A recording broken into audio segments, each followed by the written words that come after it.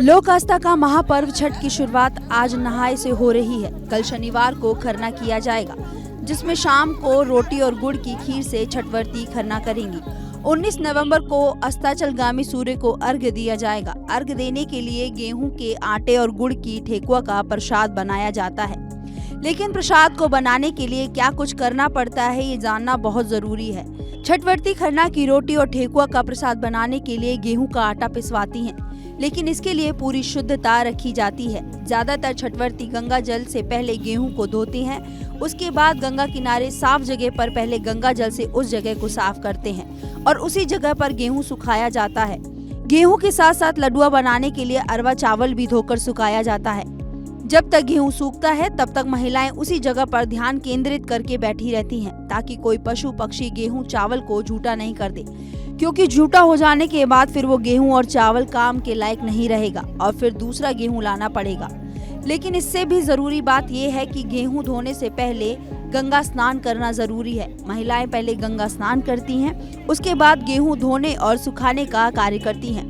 इसके लिए वो अन्य जल भी ग्रहण नहीं करती हैं। अगर घर में कोई एक सदस्य छठ कर रहा है तो गेहूं चावल धोने सुखाने का काम घर के दूसरे सदस्य करते हैं, लेकिन उन्हें भी पूरे नियम का पालन करना पड़ता है। जब तक गेहूं पूरी तरह सूख नहीं जाता और घर पर नहीं चला जाता, तब तक अन्न जल भी ग्रहण नहीं कर सकती है। छठ का कार्य करने के बाद ही भोजन किया जा सकता है। महिलाओं का मानना है कि ये बहुत कठिन पर्व है। इसमें शुद्धता और नियम ही सब कुछ है, जिसका पालन हम शुरुआती दौर से करते आ रहे हैं। ये जो गेहूं धो रही है, गेहूं चावल भी रखा हुआ है, क्या किस लिए धो रही है? लड्डू बनेगा, रोटी बनता है, लड्डू बनता है। छठ आप कर रही है? कितने सालों से छठ कर रही है? नहीं, हम नहीं कर रहे हैं, और छोटी बहन है ये कर। वो नहीं आई है ना। अच्छा, इच्छा है तो फिर गेहूं क्या है, घाट पर ही, गंगा घाट पर ही धोवाता है? वो किनारे होता है, कितना तो ले जाके मान्यता यही है कि गंगा ही किनारे धोना चाहिए। क्या क्या मान्यता यही है कि गंगा किनारे ही धोना चाहिए। क्या इसमें शुद्धता का विशेष ख्याल रखा जाता है? क्या क्या शुद्धता है? दूर के रहेगा कि अपना घर पर भी धोवेगा। बहुत नियम है इसमें पूजा में, और ये बहुत महान पर्व है हम लोग के लिए। और इसमें बहुत चीज़ का नियम भी होता है, जैसे गेहूँ हो गया तो उसको गंगा जी में ही धोना है। फिर लकड़ी हो गया तो उसको भी अच्छी तरीके से लाना है, नहा धोवा कर ये सब कर कर। अच्छा, इस स्नान करके ही ये सब जी, स्नान करके बिना ब्रश किए सामने बोल भी नहीं सकता है। खाना वाना नहीं? नहीं। और ये एक और है कि इसको लेकर अगर आप सामने से कुछ बोल रही है कुछ भी, तो इसमें कुछ पढ़ना भी नहीं चाहिए, बोलते हुए या कुछ भी, ऐसा कुछ नहीं। मतलब जितने भी परिवार के सदस्य होते हैं सभी को जो कार में लगते हैं उनको सुनता जो है? कार में लगते हैं उनको ये सब नियम धर्म करना चाहिए। तो वो भी स्नान किए होंगे सभी लोग? जी, जितने भी लोग करते हैं वो सभी लोग, जितने भी परिवार हैं ये सभी लोग करते हैं यहाँ पे, क्योंकि ये बहुत महान पर्व है हम लोग के लिए। तो ये गेहूं को फिर क्या करेंगे यहाँ? इसको ले जाएंगे घर पे या धूप में सुखाना है, फिर उसके बाद इसको पिसाया जाता है। धूप में सुखाने वक्त भी देखा है, ख्याल रखा? हाँ, देखा जाता है, ख्याल रखा जाता है कि कोई चिड़िया या कबूतर या कोई भी पक्षी या जानवर इसको जूठा ना करे। अगर ये जूठा कर देंगे तो फिर ये खराब हो जाएगा, फिर से दूसरा लाकर फिर इसको धोना, ये सब करना पड़ेगा। हाँ, गंगा घाट किनारे चावल गेहूँ सुखा रही है, क्या महत्व है? इसका बहुत बड़ा महत्व है। गंगा किनारे ये गेहूँ और चावल सुखाने का महान पर्व है, बहुत बड़ा पर्व है, इसलिए सबको इसको बहुत आदर अच्छा से क्या होगा ये धर्म से नियम से सब ये होता है। ये- बहुत ही महान ये- पर्व है, बहुत ही पूजा का बहुत ही महत्व है। तो ये बताइए इसका क्या होगा, क्या करेंगे अभी?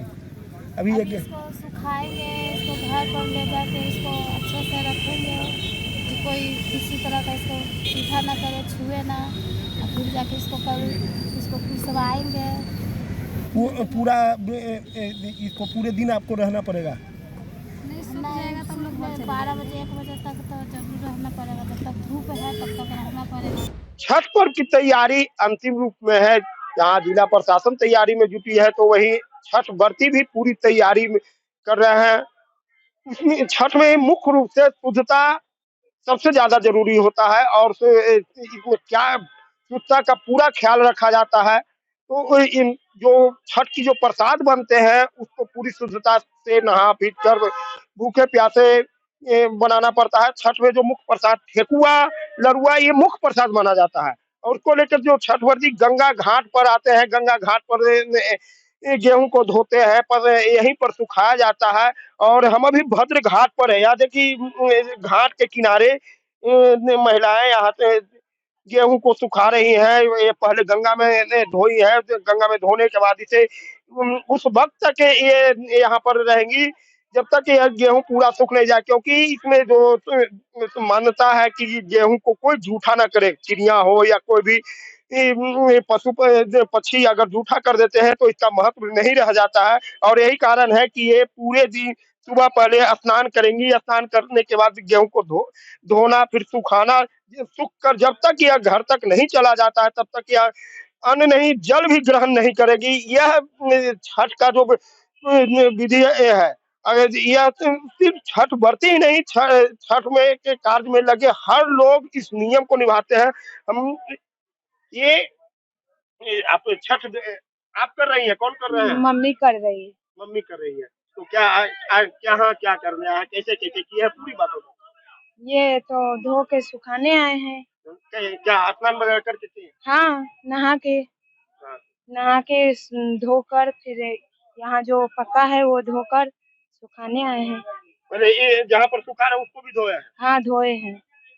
तो अभी जब तक ये सूख नहीं जाएगा तब तक यही रहना है? हाँ, रहना है। बोलिए। सूख जाएगा तब जाएंगे घर पे। खाना वगैरह का नहीं, जब तक सूखा नहीं तो कैसे खाएंगे?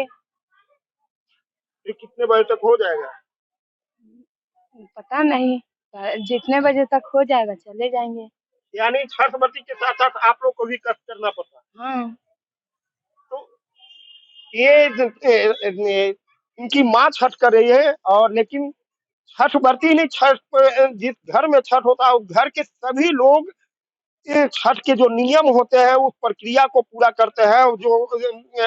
जब तक ये सूखेगा नहीं तब तक, चाहे 2 बजे 3 बजे घर जब ये पहुंचेगा गेहूं, तब उसके बाद ये अन्न जल ग्रहण करेंगे। तो ये जो छठ की जो शुद्धता है और छठ को जो महापर्व कहा जाता है, इसकी मुख्य वजह यह सब भी है। सहयोगी पंकज के साथ परमानंद सिंह, एबीपी न्यूज, पटना।